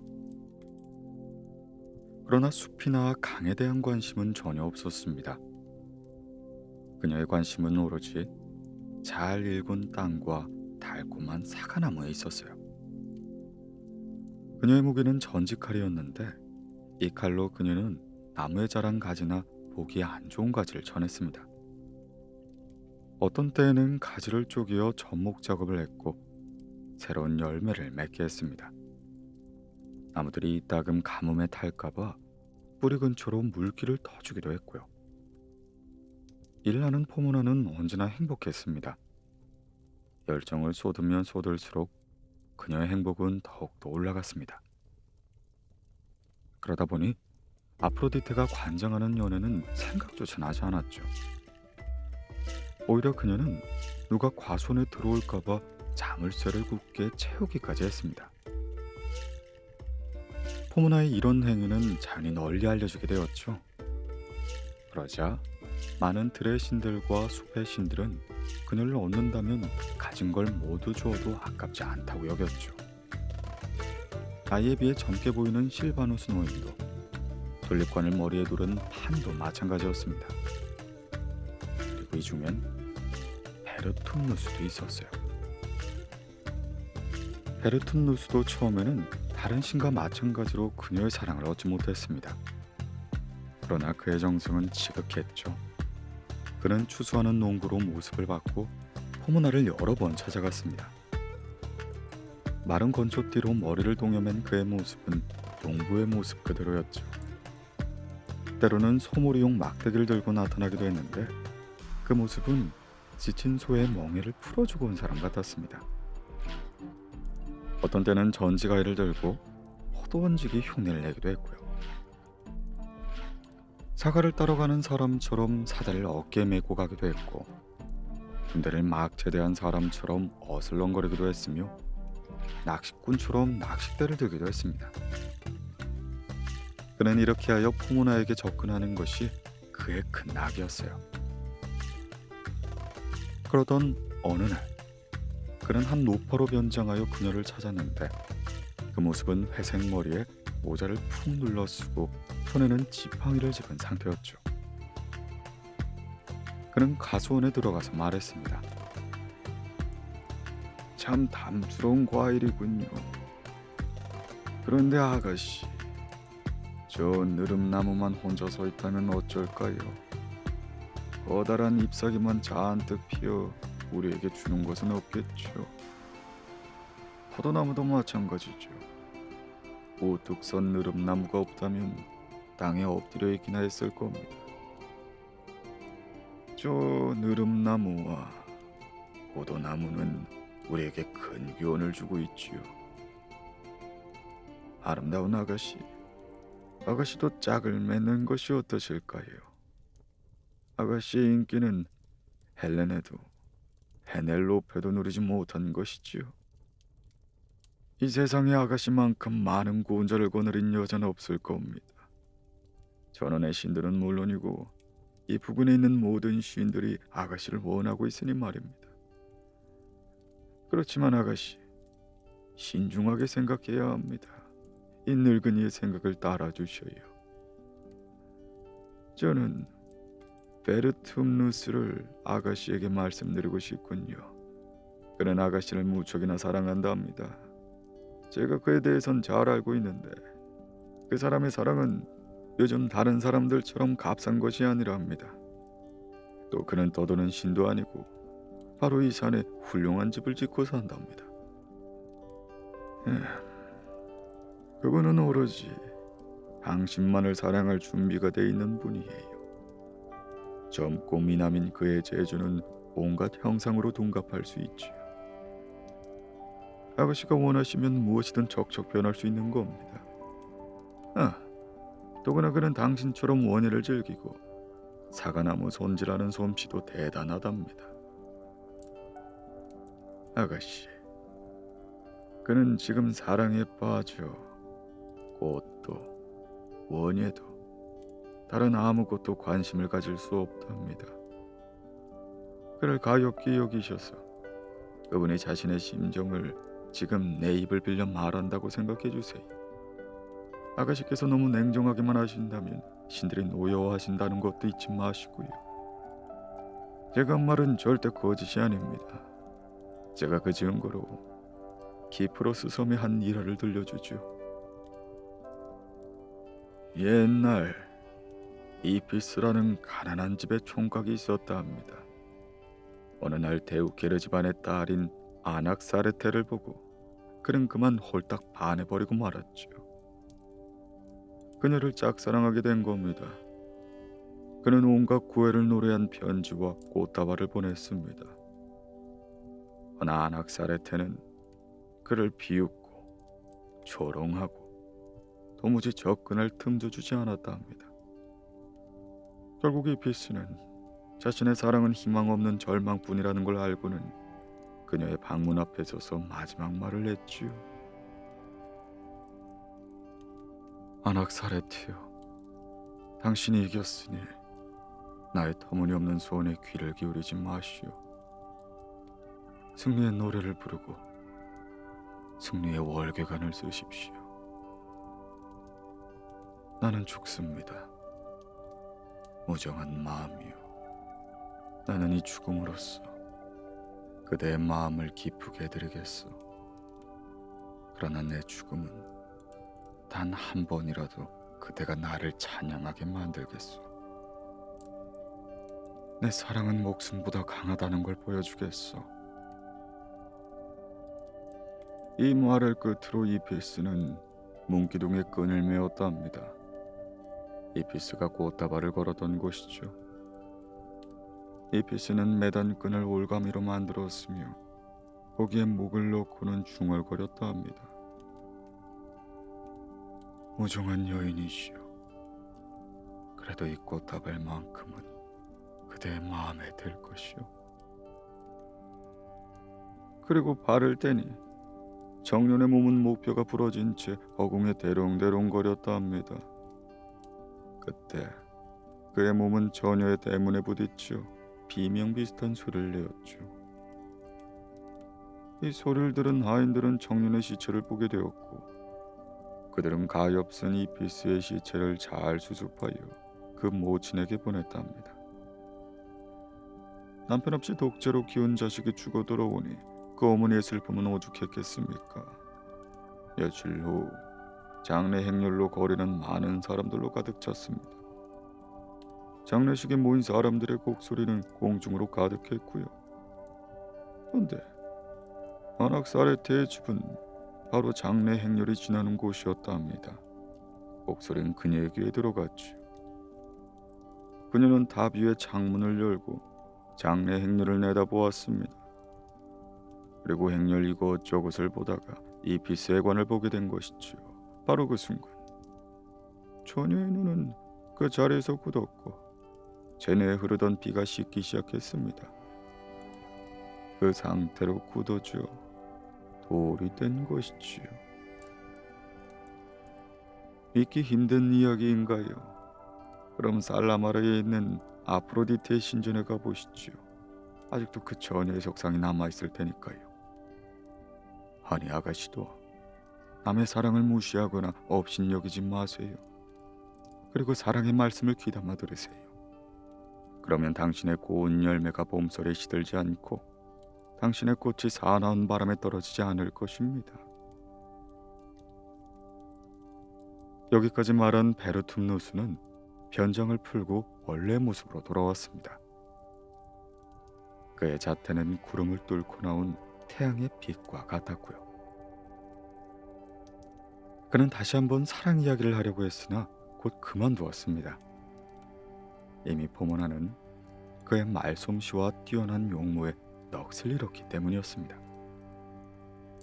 포모나는 더 이상 저항하지 않았죠. 그녀의 가슴에도 곧 커다란 사랑의 열매가 피어올랐거든요.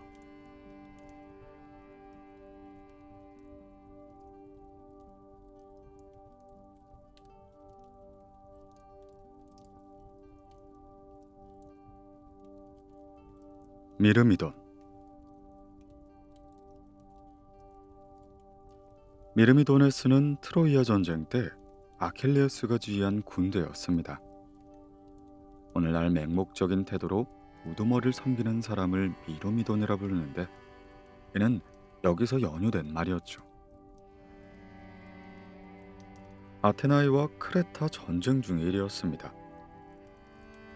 아테나이아의 왕 케팔로스는 친구이자 동맹자인 아이아코스의 힘을 빌리고자 아이기나 섬으로 갔습니다.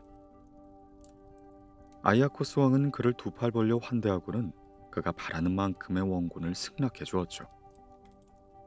아이아코스는 말했습니다.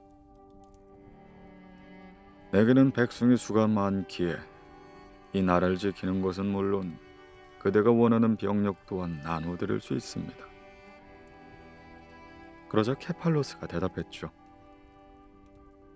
너무나 고마우신 말씀입니다. 근데 솔직히 말씀드리면 참 이상합니다. 여기 모인 이 많은 병사가 모두 같은 또래로 구성되어 있습니다. 더구나 전에 본 병사는 아무도 보이지가 않고요. 대체 어찌된 일입니까?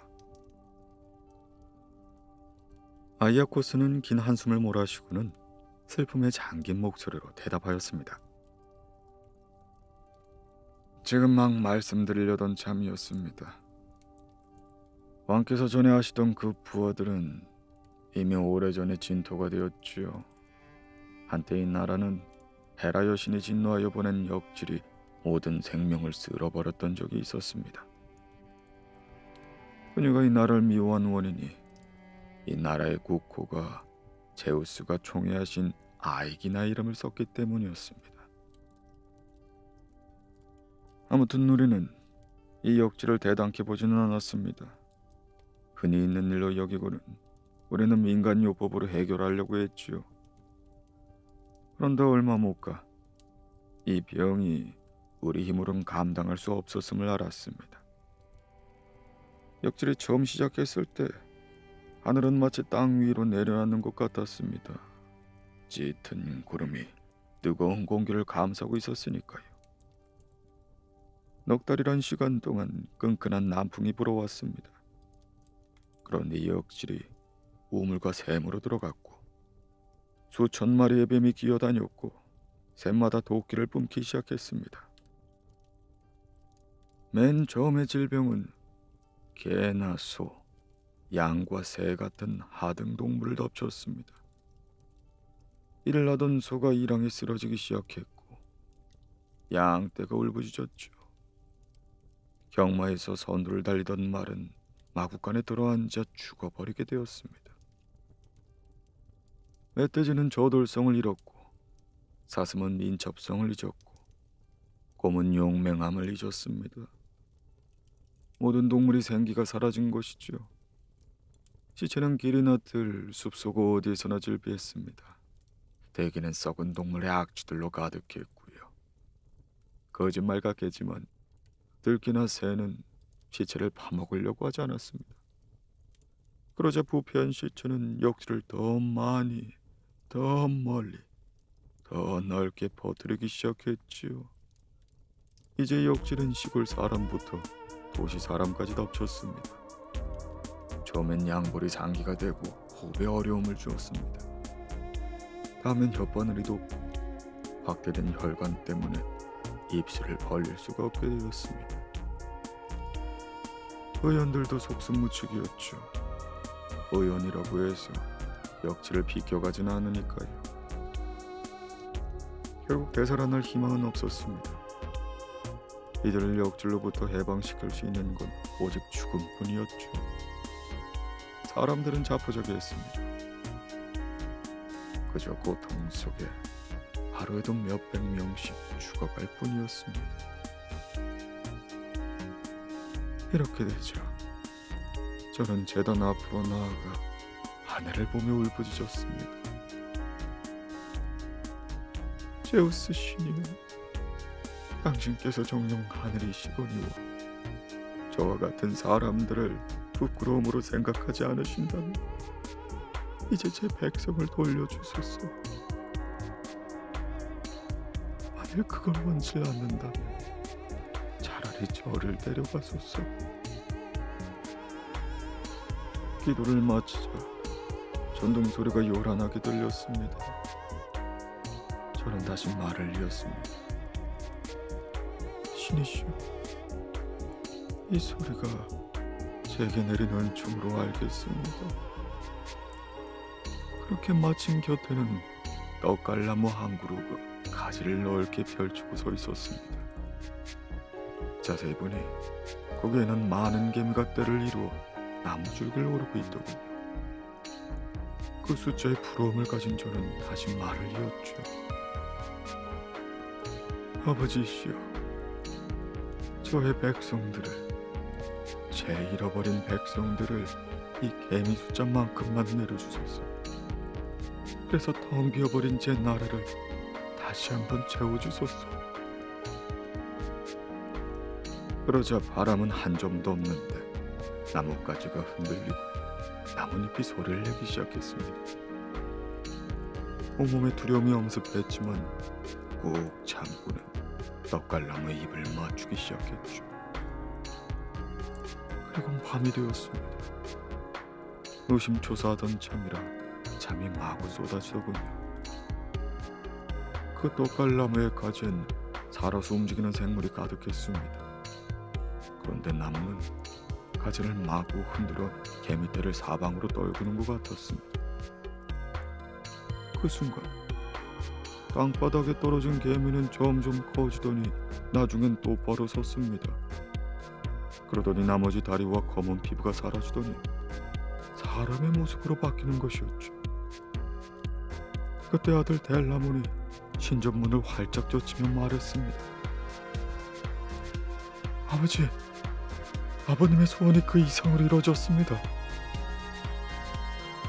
이게 무슨 일일까요? 놀라움과 반가움으로 멍하니 서 있는데 거대한 행렬은 다가와 내 앞에 무릎을 꿇고 있었습니다. 나를 그들의 왕이라고 불렀죠. 저는 제우스 신께 서약을 하고 텅 빈 도시를 이들에게 나눠주며 전답을 분배했습니다.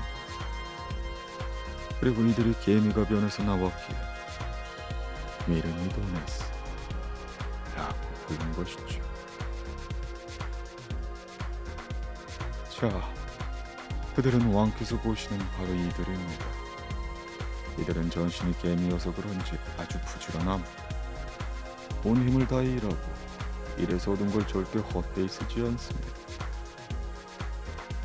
그러니 왕이시여, 이들을 원하는 만큼 데려가십시오. 이들은 기꺼이 전장에 나설 것입니다. 모두들 젊고 용맹한 이들이니까요.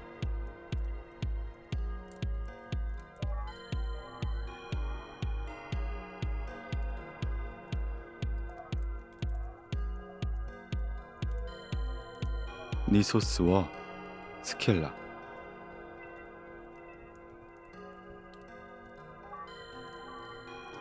크레타 왕 니소스가 메가라를 공격할 때의 일입니다.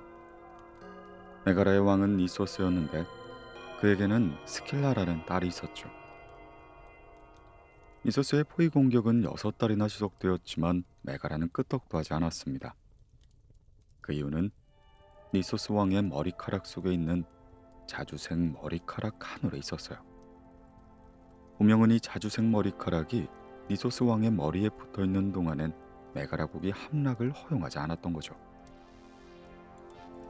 이 메가라국의 성벽에는 높은 탑이 하나 있었는데 이 탑에서 보면 미노라 왕이 포진한 군대가 한눈에 들어왔습니다. 스켈라는 이 탑에 자주 올라가 적 진영을 내려다보곤 했죠. 그러다 보니 너무 오랫동안 지속된 포위 덕분에 그녀는 적 장수들의 얼굴을 구별할 수 있게 되었습니다. 그중 미노타 왕의 모습은 비록 적이었지만 스킬라를 감탄케 만들었습니다. 그가 창을 던지면 창 끝에는 기와 힘이 모이는 것과 같았죠. 그가 활시를 당길 때의 자태는 아폴론마저 빛을 잃을 것만 같았습니다.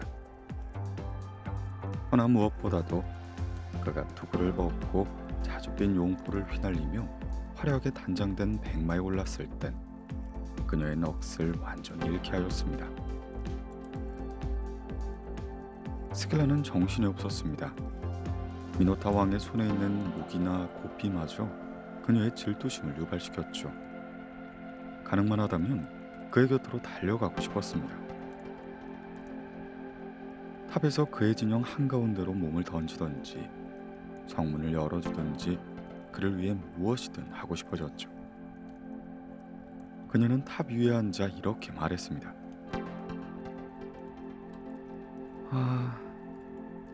이 전쟁을 기뻐해야 하나 슬퍼해야 하나. 그가 우리의 적이라는 사실은 슬픈 일이지만 내가 그를 알게 된 건 이렇게나 기쁜 일이 아닌가. 그가 나를 인질로 잡아 아버지에게 화평을 요구한다면 기꺼이 들어주겠어. 아니면 내가 날개만 있다면 그에겐 나라가 항복을 하고 말겠어. 아니야, 그건 아버지를 배신하는 일이니까 차라리 내가 그를 안 보는 것이 좋겠어. 정복자가 인정이 많고 온화한 사람이라면 정복당하는 것이 훨씬 나을 수도 있잖아. 더구나 정의는 미노스 편에 있어서 어차피 우리는 정복당하게 될 거야. 그렇다면 내 사랑을 위해 성문을 열어주는데 무엇이 나쁠 것이 있을까? 어차피 곧 열릴 성문인데 괜히 시간만 끌 필요는 없잖아.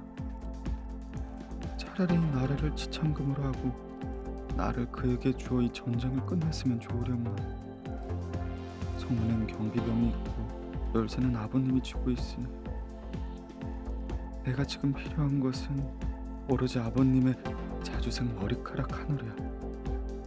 그것만 있으면 되는 거야. 그를 만날 수가 있을 거야. 스킬라가 이렇게 깊은 생각에 잠겨 있는 동안 밤은 찾아와 성 안의 사람들은 깊은 잠에 빠졌습니다. 그러자 그녀는 아버지의 침실로 몰래 숨어 들어가 그 머리카락을 뽑기 시작했죠. 그녀는 성문을 빠져나와 적진으로 들어갔습니다. 그리고 미너스 왕을 만나 이렇게 전하였죠. 저는 니소스의 딸 스킬라입니다. 이 나라와 아버지의 궁전을 당신께 바치러 왔죠. 저는 당신을 사랑합니다. 그러니 대왕이시여, 이 머리카락을 받아주소서. 그녀는 운명의 머리카락을 든 두 손을 내밀었습니다. 그러나 미노스는 몸을 뒤로 빼면서 그 머리카락에 손도 대지 않았어요. 그는 말을 이었죠. 너는 나쁜 계집이구나. 어찌 너 같은 것을 신들이 그냥 놔두셨을까? 미노스 왕은 정복된 도시 메가라를 공정하게 다스리도록 조치한 후에 함대를 거두어 출범 준비를 지시했습니다. 이에 스킬라는 미쳐 소리치기 시작했죠. 어떻게 이럴 수가 있단 말입니까? 당신에게 승리를 안겨준 나를, 아버지를 희생시킨 나를. 그래, 나는 큰 죄를 지었지만 당신 손엔 죽지 않을 것이야. 함대가 섬을 떠나려고 하자 그녀는 바다로 뛰어들어갔습니다. 그리고 미노스가 탄 배의 키에 쫙 달라붙었죠. 그러자 하늘 높이 솟아있던 물수리 한 마리. 이것은 새로 변한 스킬라의 아버지인 이소스였죠. 물수리가 그녀를 발견하여 내리꽂히며 부리와 발톱으로 공격을 하기 시작했죠. 놀란 스킬라는 배에서 손을 떼어 물속에 빠질 뻔했으나 인자한 신들이 나서서 그녀를 새로 변신시켜 주었습니다. 하여 물수린 지금도 옛날의 원한을 잊지 않고 있는 거죠. 그래서 높이 날다가도 딸을 발견하면 부리와 발톱으로 원한을 풀려고 하는 것입니다.